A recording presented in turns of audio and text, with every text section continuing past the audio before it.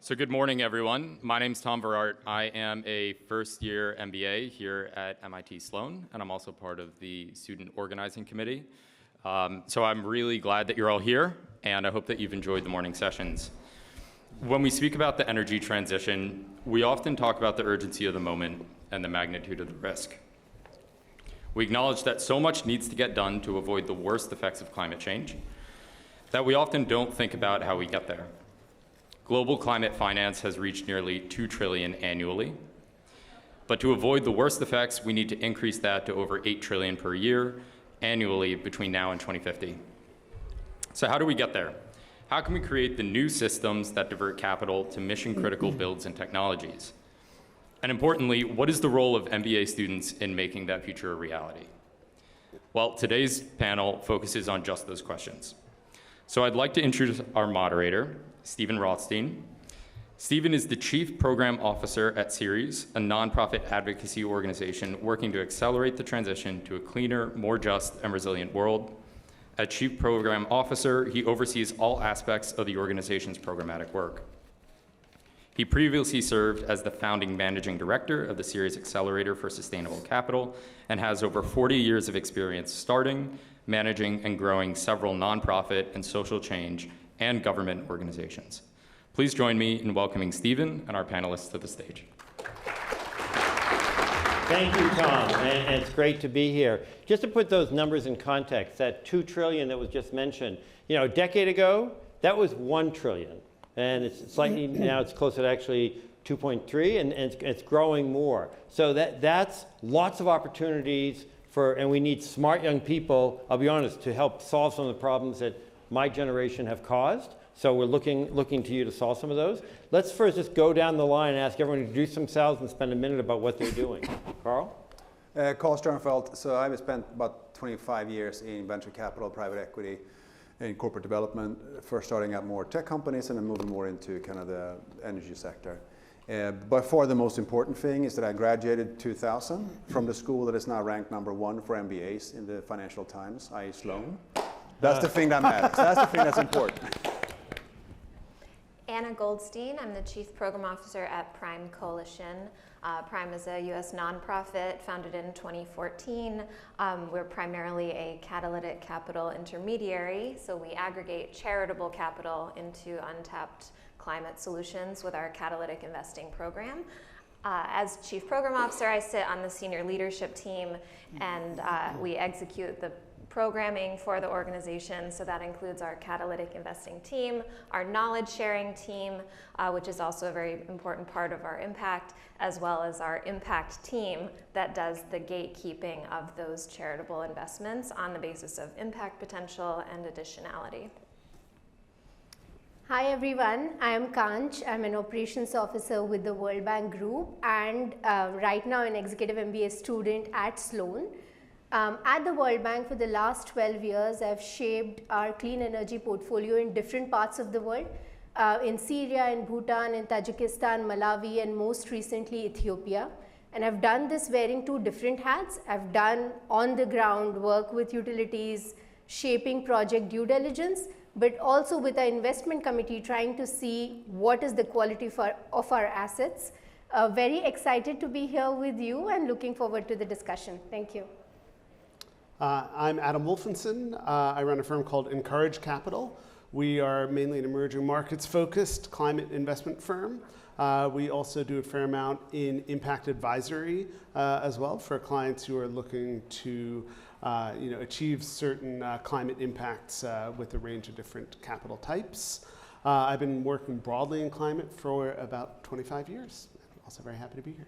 Great. And again, Ceres is a nonprofit. We're across the river. We represent investors. So our investor network is about $50 trillion of assets under management. It's hundreds of investors. They obviously do whatever they want, but they all fundamentally believe is that if the companies they invest in know more about climate risks and climate opportunities, they're going to make more money. And then there's ones like, I'll say, CalPERS, a pension fund of California, that has allocated $100 billion towards climate opportunities. They've already invested 60 of that. So there's lots of our investors are thinking they're more medium or later stage in the process, and happy to talk more. I also just want to ask my colleague Anil to raise his hand back there. If there are questions afterwards, feel free to also ask him. So I'm going to ask a few folks on the panel for individual questions, invite others to jump in. I'd ask everyone to be brief, because literally we could take one question and spend the whole hour. And then we also want to make sure, many of you have already submitted questions. If you haven't already, submit them through the app. So for Adam and Conch, help understand from your perspective how funding works in different financing mechanisms. How are deals traditionally financed, and who are the key entities involved? Adam, if you want to kick it off. Oh, you don't want to start? Sure. Yeah, why don't you start? Okay, thanks, Adam. So let me just start with the building blocks, because often when we hear energy finance, we think of one big check written from an entity to the other. And as we know, financing is not that simple. Most projects that are financed either in the US or in different parts of the world, emerging markets, Europe, have layers of capital. So if you're talking about a 360 megawatt project in Malawi, or a utility scale solar project in Texas, there are at least 3 layers of capital that we are looking at with a different level of risk tolerance, and frankly with very different return expectations. The first is 70 to 75% is usually commercial debt. That is followed by equity either from PE developers or independent power purchasers. And the third, which to my mind is unique to the US, is tax equity, which comes from the ITC, where 30% of the project can be financed upfront. And traditionally, banks like JP Morgan or Bank of America have been purchasers of this kind of credit, right? Switching gears, if you're talking about who is at the table, these are people who develop these projects, originate deals, and then look at corporate off-takers for power purchase agreements and so on and so forth in the US. They bring on board also large infrastructure funds who can refinance the project for commercial operation and commercial operation debt. So that's the cycle that we see in the US. What's fascinating about this market is transferability, which the IRA allows us. So a Walmart can actually buy solar credits from Neximp. And that's not sadly the reality in different parts of the world where I work in. At the World Bank, I spend a lot of time asking the question in Ghana, in Nigeria, what can get us to a place where I can in Nigeria achieve the same cost of capital that the ITC and IRA allows me to get to in California. And that usually means starting with a seed grant and then layering it with first loss tranche so that commercial investors can crowd in.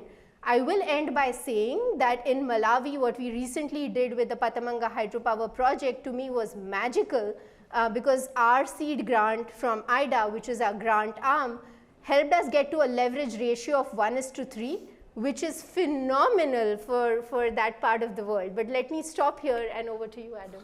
No, I wanted you to go first. I knew you'd do it better. That's great. And I'll just sort of say a couple things like, number one, everything that Conch said, of course, is true, but also is saying energy transition finance is about large projects, and to a large degree it is. But where we work, about 40% of the Indian economy, 30% of power demand is through smaller, distributed, underserved individuals, where it's an entirely different mental model, right? Everything, from 30,000 feet, everything Conch was talking about, basically project finance of one form or another. And that's the sort of template. What we do tends to look a bit more like small business finance, microfinance, consumer lending. And so, that's what's different really about so many of the renewables and low carbon transport technologies compared to fossil. And so, and the other issue, the finance barrier there for a consumer, these are a little bit more expensive up front, lower operating costs, whether you're talking about an EV or solar versus a diesel genset. And so that the barrier there is finance, and those are, again, different forms of financial inclusion as a mental model rather necessarily than project finance. And then similarly, who are the players? For us in emerging markets, Conch was modest in terms of the World Bank Group and the broader development finance community is a really critical part, and it's a difficult time, let's be frank, for them. You know, whether at the World Bank because of political pressure, or even from European DFIs where there's not necessarily this political pressure to move away from climate, but their budgets are super stretched because it's like, no, we're not going to do India right now because we've got to buy bombs, you know, for Kiev or something like that. And so those are different pressures in that space. In the US, just two other things in context. On the smaller side, they were talking more about the larger ones, and that's where obviously most of the capital is. But it's important not to ignore CDFIs, Community Development Finance Organizations, and they've come together with a group called the Justice Climate Fund, looking at some of these areas. So to think about that on the smaller side, and to put it in perspective on the other side, if you look at the largest banks, last year they made more money underwriting green deals than they did on fossil fuel. Now, it's not anywhere near as enough as it should be on green, and it's too much in my mind on fossil fuel, but that is a switch. And let me go to you. We need to dramatically increase our renewable energy base with financing. How do we rally capital to close the gap? Great. We think a lot about this climate gap, not just for transforming the energy system, but for climate finance overall. And at Prime, we really emphasize the role of philanthropy in providing risk-tolerant funding that can then catalyze other funding to come in. That's either alongside of us or downstream of us as co-investors. And so really looking for that crowding in of investors that have more constraints and lower risk tolerance, whether commercial or public or otherwise.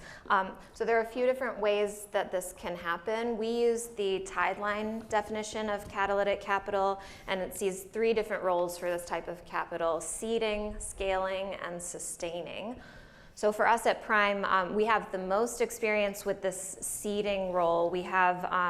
We've built 2 venture funds in partnership with the team at Azola Ventures. That's for seeding novel climate tech solutions with gigaton scale impact potential that we on the nonprofit side are in charge of assessing. We also have an in-house program on the scaling that gets more toward what Conch was sharing about. That's our Trellis Climate Program that's providing catalytic finance focused on scaling infrastructure past the commercialization valley of death. So our programs, we see philanthropy here with a unique mechanism that's an alternative to traditional grant making, right? The focus here is on helping businesses scale their deployment of climate solutions in order to have an outsized impact through this market-based mechanism. So from the data of our first 10 years, this is a lagging indicator, but we see that this charitable asset can have over 10x leverage ratio on that crowding in.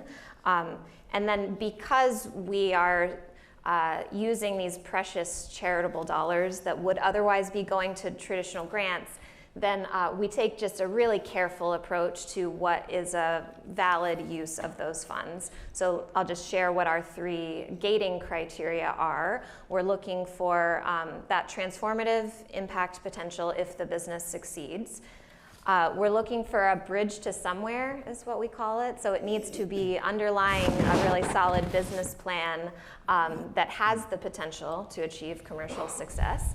And then third, and what's really, really critical for us as charitable investors, is the investor additionality. So this is exactly where that catalytic effect happens, but we need to first prove to ourselves that without this investment, the impact outcomes would be reduced. So there's a really careful moment of analyzing the counterfactual, which is challenging, but really worth doing in order to think about what's the differential that we are making with this investment. And so I'm going in depth because it's really exciting to me that if we get this right and grow this model as a use of philanthropy, then looking at the, say, $1 trillion of US charitable assets and a potential 10x leverage ratio, if used in this way, that starts to take a really sizable dent out of that climate finance gap overall. Can I ask you a quick follow-up question? So what have you seen happen with all the DAF funds? So DAF is donor advised funds, where basically there's a tax situation right now where if you want to donate money, you can put kind of, I think it's 10 or 15 years future contributions into one kind of single chunk right now. Have you seen a huge uptick in, because that's exactly the kind of people I would assume that you work with, right? Absolutely. We do work with DAF holders and have some close partnerships with the DAF sponsors as well. And what we're seeing overall is a rise in interest of using those funds in this way, which is focused on deployment. Yeah. The issue with DAFs is often the capital just sits and there's really no incentive to move it. And so we see, you know, the urgency of the crisis being a call to think about other ways to get those dollars flowing instead of just sitting and growing for some future impact down the road. Cool. Fascinating. So inspiring. Again, I could spend the whole hour just asking any one of our distinguished panel questions, but Carl, I want to go to you next. In recent years, energy independence has become a major discussion point. Obviously, the last 2 months, it's been even further accentuated. How has the value of energy changed in the mind of the investors, both in the last few months and in the last few years? Yeah, so first of all, you probably shouldn't call me distinguished. That makes me feel really old. Yeah, so I mean, clearly, right, there's been a significant changes in the marketplace over the last, you know, kind of, quite frankly, the last 10 years, right?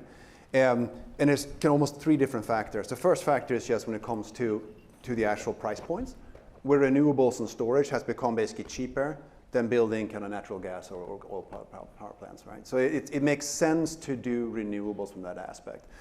And especially when you look on the battery side, where it used to be that it was so expensive that you couldn't now use the renewable energy over the course, like in the evenings or when the wind was not blowing. You're now in a situation today where the price points, again, at an equilibrium. And that's, by the way, it's not only driven by renewables being cheaper, it's also driven by that actually natural gas power plants have become much more expensive to build, mainly because the actual gas turbine in the middle is a very supply constrained marketplace. So they used to be about, you know, $1,100 to $1,200 per kilowatt. Literally 3 years ago, they're now $2,500. So it's twice the price, and the waiting times are very long, et cetera, et cetera. So the first kind of parameter here is that people looked at it and said, like, hey, renewables actually are price competitive, really without subsidies. The IRA made it even better, but even without subsidies. The other part that happened was that the stability of the grid is very, very hard to do, and it turns out actually renewables, and in particular the batteries attached to it again, makes much more easier to stabilize your grid. And ERCOT down in Texas is the best example, because ERCOT in Texas, they have their own little electrical grid just in the state. And they've had some terrible winter storms, et cetera, where people have been dying because the power grid went down. Now, 7th of March last year, they had a kind of similar event that they had a couple of years ago, where all the power plants were offline for maintenance and the wind wasn't blowing, yada, yada. But the grid actually survived. And it's because there was so much renewable and so much batteries in it. So that was the first true proof point in real life that renewables, batteries, in the grid makes the grid more stable. The third angle is just national security. And here you can particularly look towards Europe, right? So Europe said, you know what, we want to kind of take away, especially the brown coal, right, that you burn in Germany, because coal is terrible to burn, right? It's just a horrible fuel.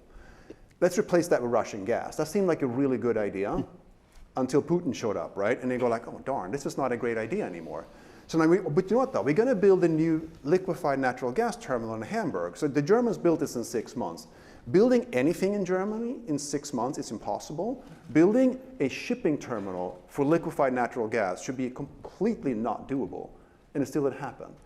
So now that they were happy, oh, this is great. We took away Putin and we switched to this really nice guy down in DC, right? And then of course, that changed. So now the Europeans are looking at this and going like, shit, right? Like, from a national security standpoint, we have to have renewables. Because that's the only way, because there's really no, except Norway, of course, and some of kind of the UK, right? There's no real hydrocarbon deposits in Europe. So therefore, from a national security aspect, particularly Europeans are saying we need to increase that. And if you're looking forward now, right? So the share of electricity use generated by renewable sources, that's actually different from just hydrocarbon usage. It's really the electricity that people actually use within their economies. Both the EU, the US, and China will double, right, in the next 10 years, from 2025 to 2035. But the US starts at 10%, going to 20%. China starts at 15, going to 30. European starts at 20 and going to go to 40. And 40% of electricity production or usage being renewables is incredible for them from a kind of a national security standpoint, right? So now, of course, the next question would be, well, we have a problem though, right? You're going to build all these renewables. Well, who's going to make all that machinery and equipment? And everybody looks towards China and says, hey, do you have any spare capacity? And in 2025, across the 4 core industry, right? So battery cell production, solar cell production, EVs, and the wind nacelles, the actual kind of generator sitting on top of a windmill. All 4 of those industries are between 48 and 56% utilization. In other words, China is not done. They can build pretty much like twice as many of all these different units with existing fabrication capabilities within the infrastructure. So you put all that together and you realize that now, if you're going to invest in these things and finance this, yes, we need all kinds of energy resources, but renewable actually makes by far the most sense because all the drivers align to push you, right, and pull you in the right direction.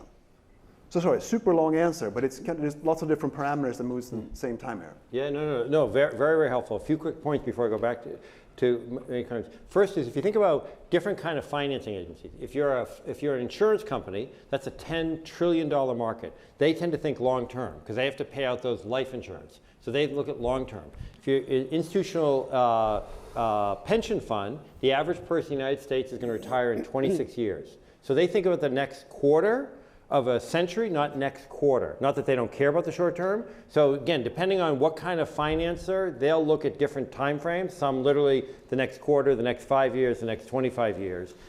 And most of the institutional investors know that Mother Nature doesn't know who's elected president or prime minister. So they're looking at those longer term, and we're in the short term, horrific situations. Because you talked about China, it's important to keep. Last year, they did more solar online than the world had done up to that point. Think about that as a concept for a second. And the U.S., despite what's happening in Washington, because of the pipeline, 92% of the new electricity that came online was from renewables. So those kinds of things give me hope, despite the challenging time we fit. So wait, so building on that though, right? Please. But there's one really fundamental difference between China and the rest of us, right? Is that China can build transmission lines. And they're building way more than anybody else. So they can put the wind and the solar out in the desert. Wherever they want. Tremendous transmission lines back to the coastline, right? That's super hard for us to do in most Western countries, right? Because it's not very popular to build a high voltage transmission line in your backyard. It's almost the ultimate NIMBY problem. Yeah. Which is only surpassed by building a power plant, which is only surpassed by buying a pipeline. So then now you understand, if you're trying to create like a new power plant in the US, it's incredibly hard, right? Question for anyone in the audience, anyone in the panel who wants to jump in. What's going well in the transition? You could talk about tariffs, CBAMs, corporate disclosures, whatever, or what's not going well, some of the political will, consumer attitudes. Anna, if you want to say anything, or Anna? Sure, anyone? I don't know why, but I'll start on the not going well part. It's Okay. easier. Yeah, I mean, and I'd press you a little bit even on the sort of the insurance companies and the pension funds, Yeah. which in an ideal world would act exactly as you said. But us not being in that ideal world, it's more about, all right, while yes, the structure of the money is long term, most people's jobs are short term. Yep. And so the personal incentive of any single decision maker tends to be more aligned with, hey, what's the board, what's the president, what's the board, what's my boss, what's the marketing department, thinking, as opposed to those sort of long-term interests. And that's where, we know that Mother Nature doesn't care who is president, but some other mother might. And so those short-term, incentives, I think, are bad. And then, it is. I do think, as has been said a few times, that the real world deployment is not, is better than the vibes. I would say, and especially, I would say in emerging markets where the economics that have been talked about, the preferential economics are just winning the day every day, and where the political polarization is not as strong as it is in other parts of the world. Great. Any other colleagues want to add, or what's going well, or what's not going well? I mean, I think what's going well is also in kind of the individual consumer aspect, right? People actually do care a little bit where kind of their energy is coming from, right? Number one. Number two, I think people are understanding that distributed generation is quite powerful, right? And it really starts with people putting solar on the rooftop and put a little battery in the basement. And they suddenly kind of realize, wait, this is not a big problem for me. I can actually do this, right? Maybe it looks super beautiful, but it's also not ugly, right? So, and then once you start thinking about that, again, it comes back to the transmission problem, right? When you aggregate that, distributed generation and storage is the best thing of all. Combined that with electric cars that one day hopefully you can actually plug in to become batteries for the grid. That's a huge problem, by the way, because obviously car manufacturers don't want their batteries to be abused by the grid, and the grid manufacturers don't want to pay the car manufacturers to abuse their batteries. So, but if you could solve that problem, you now kind of have much more kind of localized generation and storage. That's incredible. And people are starting to see that and realize that and push for it. Either of you, before I move on? Maybe just a couple of points. I think what's not going well is, let me just start with a number because that sort of puts everything in a frame that's important. PJM, which is one of the largest grid operators in the US, put out a number last week. PJM, for those of who may or may not know, covers everything from Illinois to Carolinas, including DC, serving about 67 million people. It put out a number last week saying that the wholesale prices have gone up by 54% from 43.5 billion to 67 billion. And that's the market that we are in. There is a lag, but it is going to come to retail. It is going to reach our households sooner than later. That's one. I think the second thing in the US that's maybe not recognized enough is how old the distribution side of the grid is. Again, to give you a sense of what I'm talking about, transformers in the US, which are important assets, more than 50% of transformers, which is the last mile between the electricity, between the grid and our homes, are more than 46 years old. They're old, they're aging, and they're bearing the load of hyperscalers and the kind of demand our houses are putting out there. And this is not great news, right? What's going well is what Carl spoke about, which is the transformation of energy on the demand side. We're looking at a set of mini grids in the US and emerging markets where how commercial buildings, how real estate, how homes interact with the grid is changing. India put out this huge residential solar rooftop program. It's a popular scheme. There are lots of subsidies, but at the end of the day, it's changing how buildings interact with the grid, and they're becoming part of the supply chain, and that's important, right? California just last week put out a legislation for the first time recognizing EVs and assets as contributing to the supply and grid stability, and that wasn't part of the legislation, which makes distributed energy resources for the first time recognized as contributors to the grid and contributors to the grid reliability. And I think that the future in the next 5 years is going to be about decentralization, it's going to be about distribution, which makes a lot of innovative ideas coming up on distributed energy resources. Great, great. We're gonna. I will jump in. I'll just round us out with something else that's going well on the financing side, which is this philanthropic toolkit to solve some of the problems of what's not going well. And two things here. One is the rise of catalytic capital as an identity among asset managers, where when Prime was founded, really this wasn't a thing. We didn't see anyone doing this, and we had to kind of build from the bottom up. And now there's this amazing set of managers out in the world taking a catalytic strategy, thinking about their own investor additionality across every asset class and climate theme, which is wonderful. And then the other is on the money inside of the equation. You've got this concentration and accumulation of private wealth, which if you want a society with distributed wealth, this is not a good thing. But I'll tell you, the silver lining is that I think an increasing number of asset owners, so pension funds, again, having the trade-offs that they have to face and requirements to meet their liabilities. A family office, on the other hand, can really just decide, hey, what do I value? And many of them are deciding, I value long-term systems transformation instead of wealth accumulation, which is amazing, and we want more and more of them to do that. But it is a bright spot that we see. That's great. I just want to say one comment when it comes to this wealth inequality or distribution in the US, right? There's some fascinating numbers. I saw them probably about a month and a half ago, actually, it was in the New York Times, that in 1992, there were 88,000 households in the US who had a net value of $20 million in 2022 money. So 1992, 88,000 households, 20 million bucks. And $20 million, that is not a nice little ranch and 2 cars and an apartment in a drive, right? 20 million is pretty close to FU money. I mean, you're getting up there. 20 million is real money. In 2022, it's 644,000 households who have that same net value, 20 million. And $20 million in 2022 dollars, right? So it's the same kind of currency. That's a 7x increase in 30 years. Basically, the ultra wealthy in the US is today their own mass market, which is fascinating for people like you because you went from a good market, but potentially your market actually expanded by a factor of 7 or 8. Because if you have 20 million, you're getting to a point where you start thinking about maybe I actually want to do something that will last longer, right? Mm-hmm.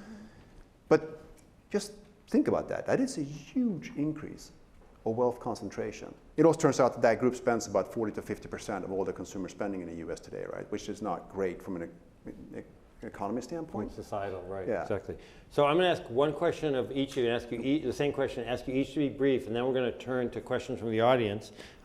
Many in the audience are obviously interested in finding great jobs aligned with your values, that you want to contribute to a better world. What are the skills that you suggest you develop, and are there other suggestions to keep in mind as you either enter or re-enter the workforce, whether you think about catalytic capital, VC, whatever? I'm just going to add 2 quick things before I start down with Adam and move back here. First, for interviews, talk about materiality, not morality. So we're not trying to get companies to do this because it's a nice thing to do. We love the whales, but that's not about saving the whales. It's about if you can make it a financial materiality, it will outlast one or the other. And just as you think about time frames, the average CEO at a Fortune 500 company is there for 5.7 years. So a lot of these projects take a long time to think about. So you have to have a materiality perspective. So Adam, I'm going to start with you and advice for folks, and then come back down in literally 1 or 2 bullets. Yeah, and so I'm completely flustered right now. Like a year ago, I would have absolutely said there are a whole range of technical skills and geographic knowledge and particular experience. But as AI changes that, I think what exactly we're looking for, clearly that's sort of interpersonal. What we do is systems change work, and sort of shout out to Jason wherever he is, but a lot of that work, and that is all about coalition building, relationship building across different types, and being able to be flexible, work with a foundation and a pension fund on one day, and having the personal skills to do that. In terms of everything else, I am a taker of ideas, not a giver of ideas. So I am actually navigating a mid-career pivot, and I can tell you on a Saturday morning that it's incredibly hard. I wouldn't advise anybody to take that up. But there are 3 lessons that I can share, or 3 learnings that I have that I can share. The first is it's not personal. You have to knock on 1,000 doors and only 2 will open, and it's not personal. They don't hate you, people are busy, and that's about it. Just dust yourself up, get up the next day and write another email. The second is that people today don't owe you their time, or more importantly, their attention. So when you show up for a meeting, make sure you're 100% prepared with your A game. And that's non-negotiable. Attention spans are limited. You lost all of us after 20 minutes, and that was evident. And that's how people will lose you. 15 minutes into the conversation. Do not ask for a coffee chat, ask for a 15-minute conversation. The third thing that I will say is it's very important to make sure what your why is. Why are you here? Why do you want a job? Why you? As many whys you can answer, the better you are positioned to have a conversation. And I think it's hard, and it's important we recognize that it's hard. Okay, I'll push back very slightly on what Stephen said. please do bring materiality to your interviews, but when you get the job, please don't forget about your morality.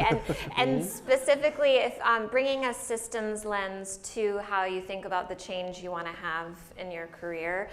So here, I would really emphasize thinking with geographic specificity and context, being able to think beyond the sort of universal global diffusion of climate solutions in that sense, and going to what do the stakeholders in a system need across a variety of outcomes, right? Climate isn't the only problem people have to solve. We really only get one shot at this, so if we're going to transform a system once, it needs to solve for mitigation, adaptation, resilience, and any number of other social and environmental challenges at the very same time. So systems thinking, I think, is the key.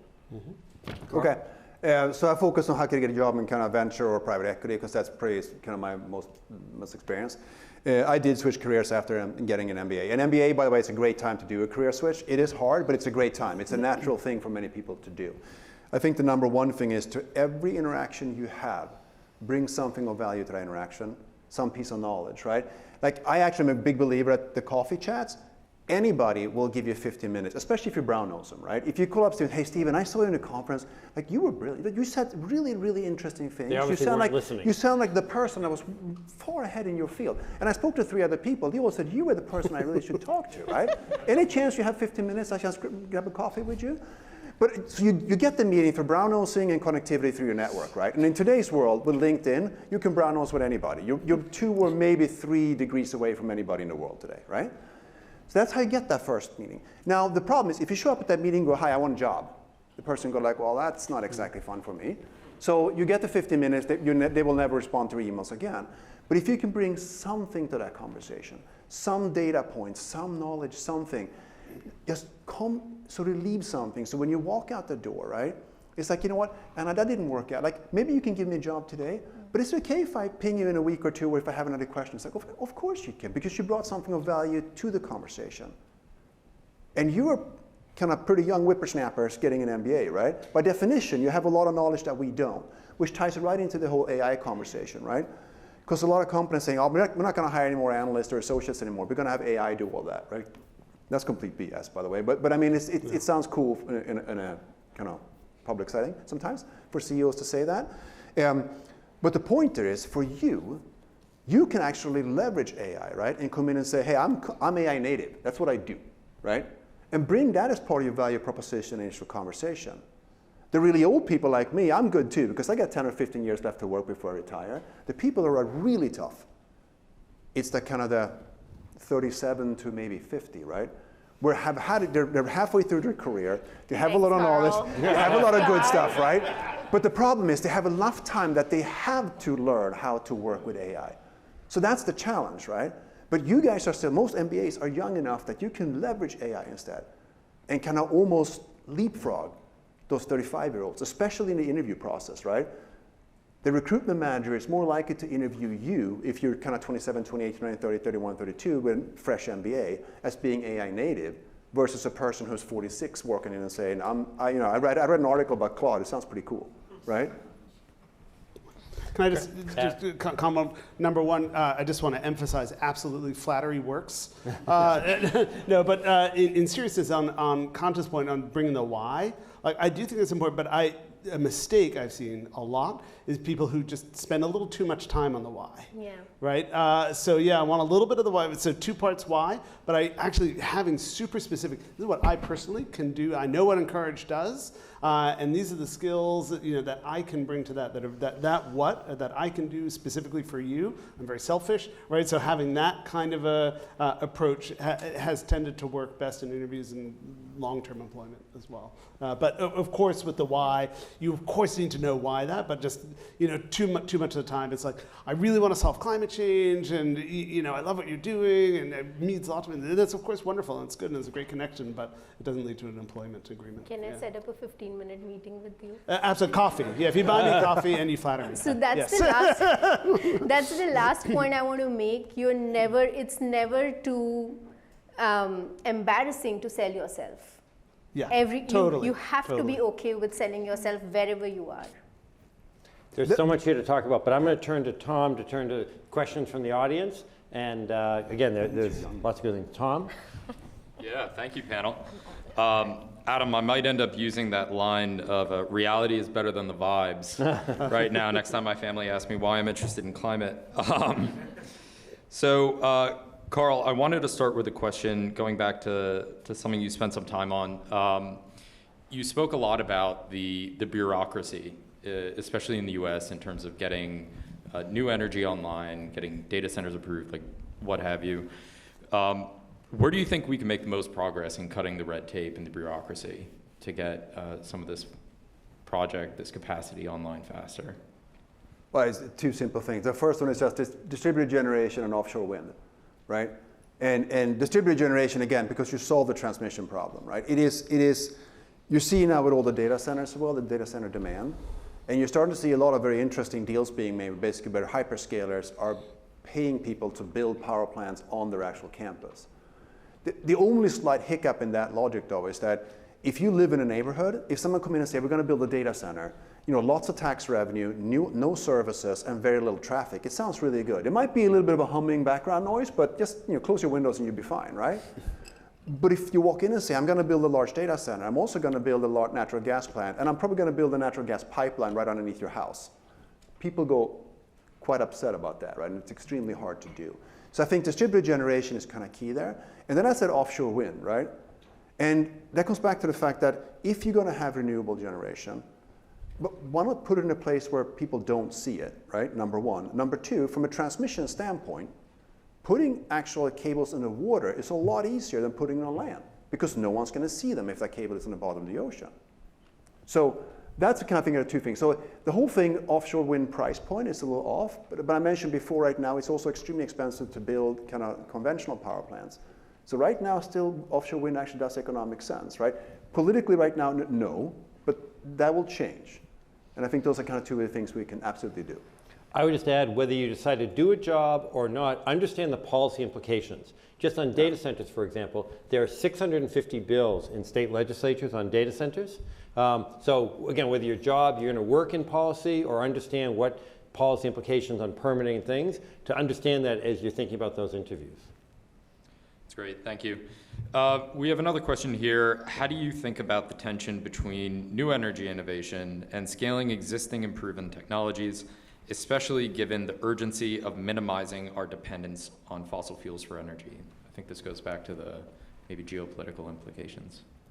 Well, I'd love to start with this one on a technology life cycle point of view. It's not an either or by any means, because you can kind of map the needs and identify, well, a huge amount of technology already exists and needs to just be deployed and work out the policy challenges, et cetera.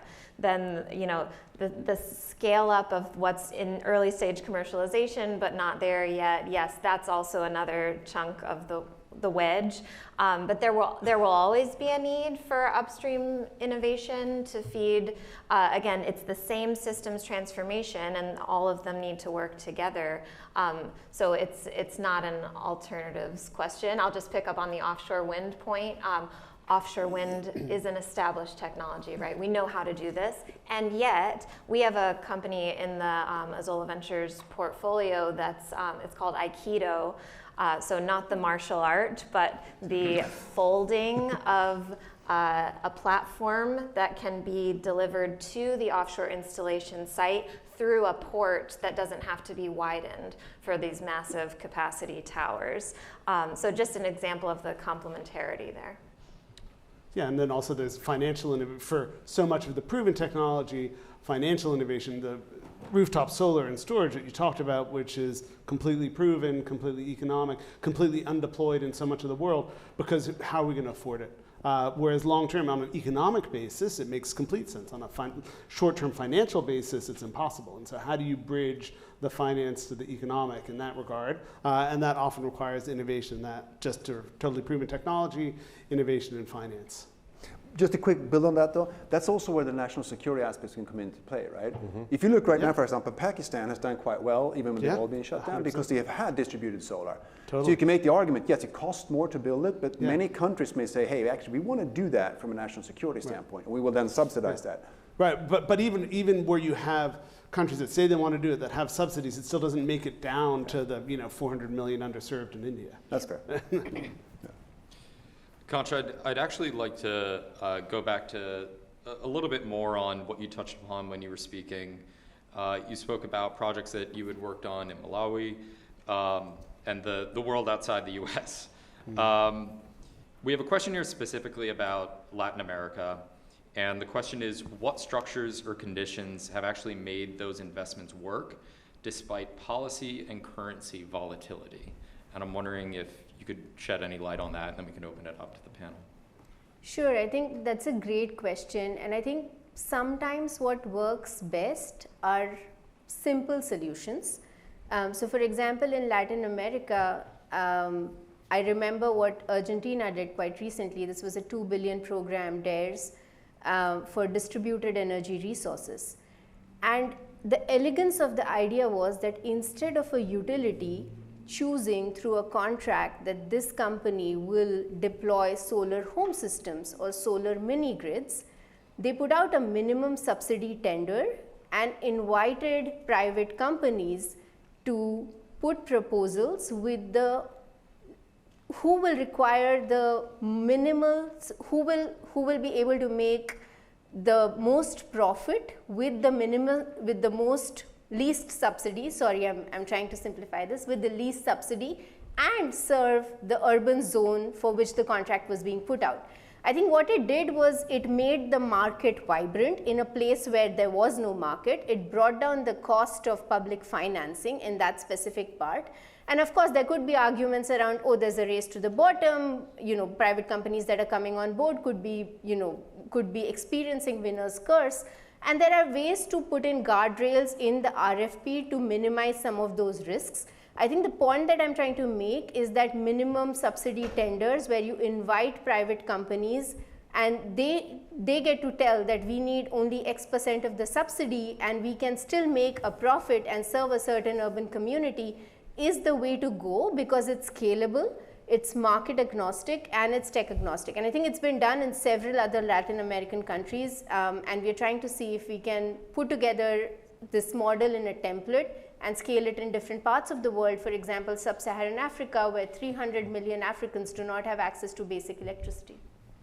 So one more thing on that, though. The interesting thing with that, if you have minimum kind of cost tenders in general, you end up a lot of times with winner's curse. You do. Which is really bad, right? Because those companies will go belly up and they'll. But the good thing here is that this is not a service contract for cleaning hotel rooms. Yeah. Right? So those assets, they will still be there. So even though the first vendor goes out of business, again, as a country, you're a little upset, but you don't care too much because that was their choice, right? Yeah. And there will be someone else who'll say, I'll pick up those assets for cents on the dollar, and they can make a kind of working business model from it. So it's kind of doubly smart if you as a government encourage that kind of behavior to kind of drive people to basically get a little too excited, get the winner's curse, maybe some little failure, but then other business pick up the assets and keep on running them. I think that's one part of it. The second is, can you have guardrails in the procurement package itself that prevents the winner's curse from happening? Right? Well, you have to do that the second time around. The first time around, you can do this easy way. Yeah, and the flip side of it is you got like Brazil and Argentina, who've been running on hydro since the 90s, right? Or Brazil with sugarcane ethanol since the 80s, and then saying, we're going to transfer that. And then you have the disastrous biofuels policies other places saying, we'll just do what Brazil did, even though they have completely different agronomics, completely different weather, completely different everything, and the limits of that replicability. Yeah. Very true. Well, also in talking about how we have to get innovative as we explore these different markets, I'm curious to get the panel's perspective on what are the innovative capital solutions that you each are most excited about, particularly for early stage companies, particularly considering the return profiles for a lot of these companies where VC dollars and the power law are not aligned. So I can start and set the stage a little bit. I mean, the biggest problem here is also that there is the value of depth. I think you mentioned early on when it comes to kind of climate tech in general, right? That you get a little proof point, and then you're trying to sell this into utilities or other very, very large oil or kind of power companies, and they're very slow to move. So you end up in this value of depth for a long period of time. Sometimes you'll have the regulatory changes, which even prolongs that. So it is fundamentally different, right? You have to have more patient capital. And I do think, though, that one of the best areas for that is actually high net worth individuals and or other organizations who have that patience, right? There's, of course, some venture firms who are trying to fix this problem by having longer duration funds. And Breakthrough Energy Ventures, of course, is the most famous one, right? Their fund life is 20 years, not 10 years as a normal fund. Because they start out saying, our companies will take a longer time to mature, and therefore we're going to have a longer lifespan on the fund. It does help, though, when your initial LP is a very, very wealthy billionaire who can do that, right? But it's a little bit of catalysm, because then a lot of his buddies showed up and also put money into it, and then actually some institutions followed and put money onto it, even though they have this very long fund life cycle. So I think that's one of the kind of core things you got to do, but it's not easy. Mm-hmm. Sure, I'll mention one that it's newer to us at Prime, but we're really excited about it, which is outcomes-based financing. So we're very accustomed to the VC model where there should be a buyer down the road and our role is de-risking up front. But in a case where there's really a severe market failure and even after de-risking, where will the buyer be? And so we look at models for outcomes-based financing, such as Raven Indigenous Outcomes Fund in Canada is one that we've approved for our platform, and we're really excited about. So, these Indigenous communities in Canada for whom the government really is a stakeholder in their health and well-being, but it's generally very hard to monetize that. The agency of the Canadian government can sign an outcomes purchasing agreement up front, and then this catalytic capital role is able to provide the financing to ensure those outcomes. So it's just a different way of thinking about the type of impact you're going for, which may not always be targeting a commercial market. The other thing I'd say is just think about the capital stack. H.L. Mencken once said, the writer and author, for every complex problem, there's a simple solution that's always wrong.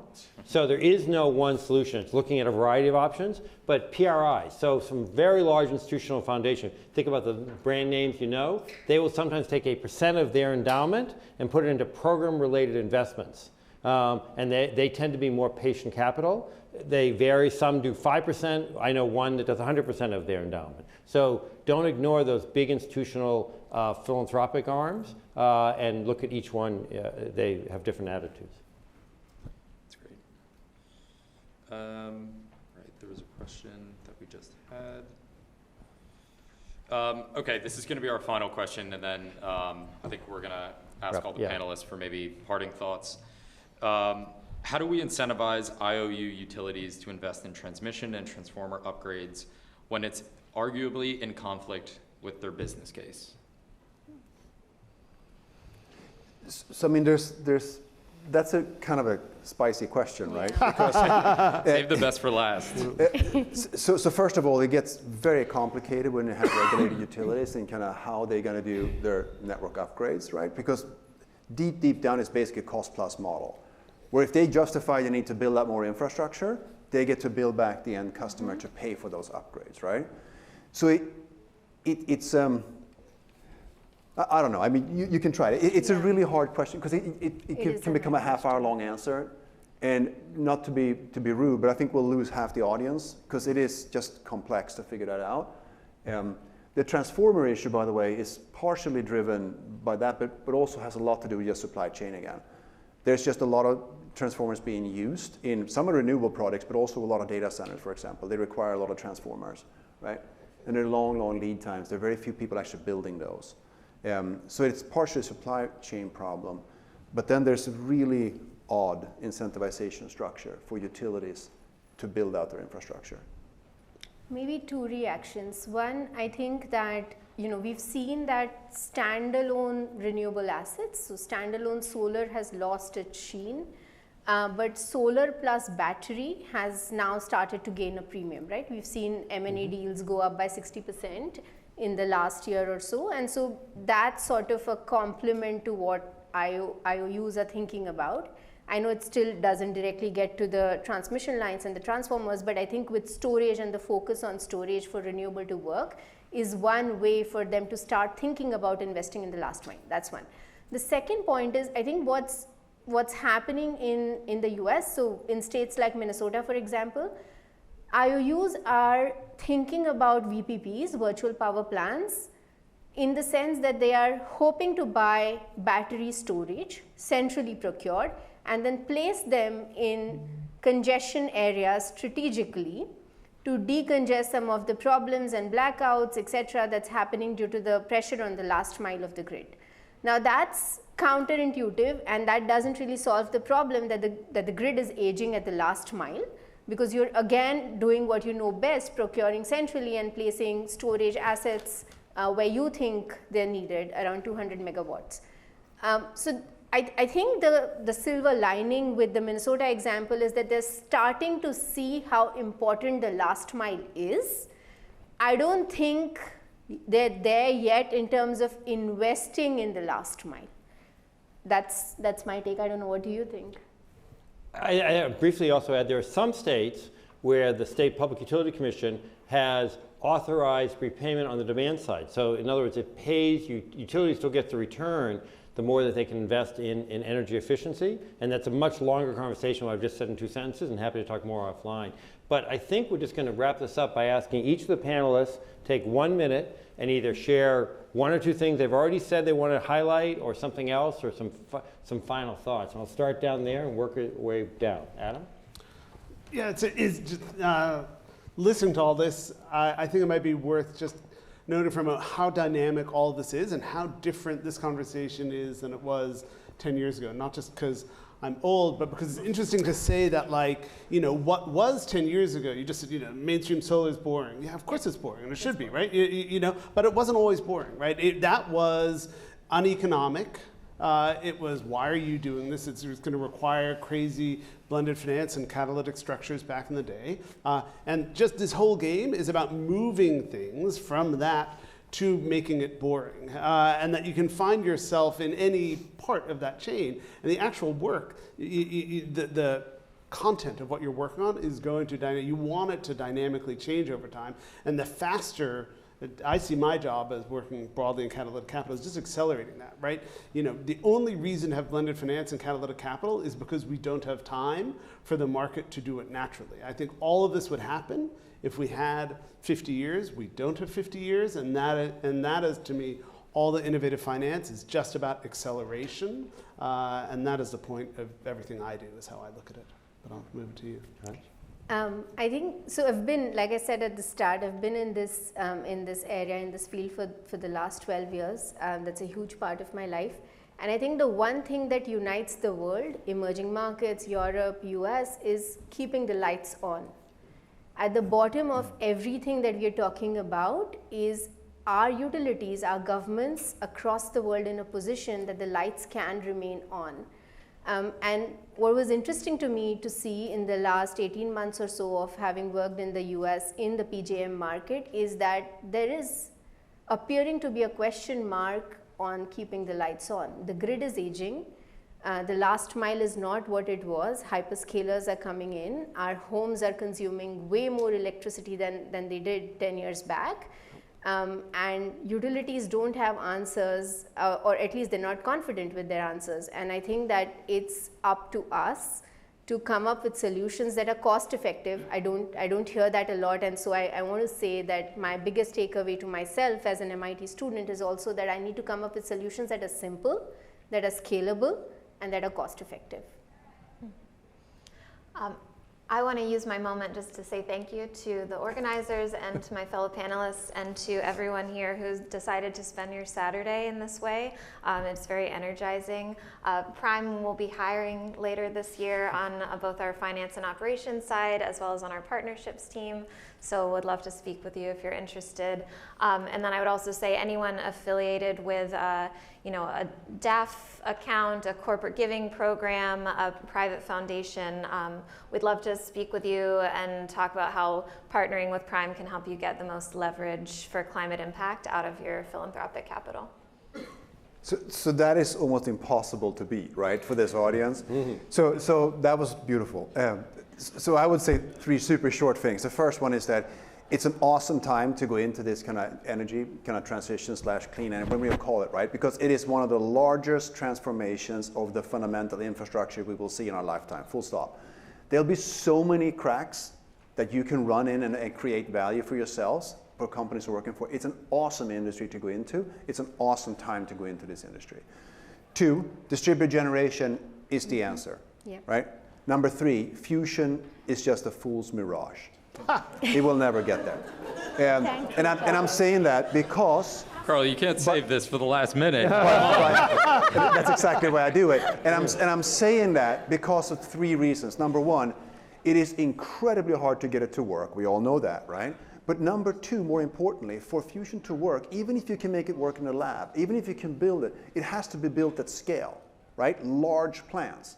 And what did I say right before this? Distributed generation is the answer, because even if you build a huge, beautiful fusion power plant in New Jersey, who cares? You're not going to be able to build the transmission lines to get that power to where we need it, right?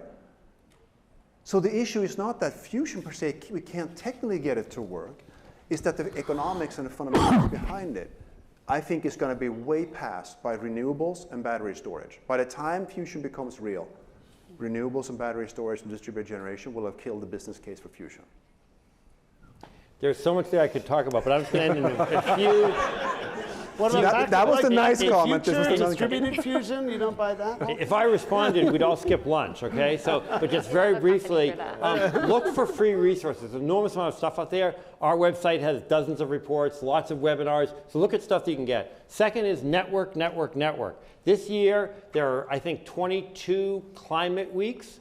Boston is one in 2 weeks. I'm flying to San Francisco tomorrow for San Francisco's Climate Week. Washington's in a few weeks, New York. So figure out where you are, what your schedule. Go to events, meet people in terms of those pieces of it, and be optimistic. I've been doing this on and off for over 40 years. I am more optimistic, despite the ridiculousness coming from the White House, than I was before. Thank you again. Thank you.